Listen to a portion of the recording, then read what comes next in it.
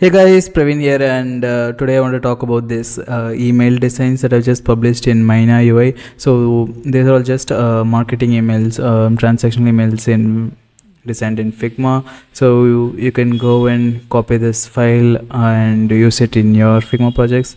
I'm gonna code this up in React also, so stay tuned for that. But yeah, so we have like lots of transactional emails, lots of emails for authentication, emails for marketing and things like that. So go and check it out, and let me know if you want more transactional emails like this, more email designs. You can always request some component, and I'll do that. And I've been also working on some more layouts, new layouts for these emails, so that's also going to come. So follow me here or follow me on my Twitter so to get that firsthand.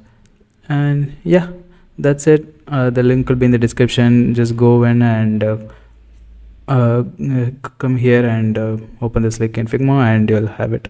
And yeah, let me know if you want anything else, any other email components, any other actually this marketing components, and any other application components, and I'll I'll work on it. That's it. Bye bye.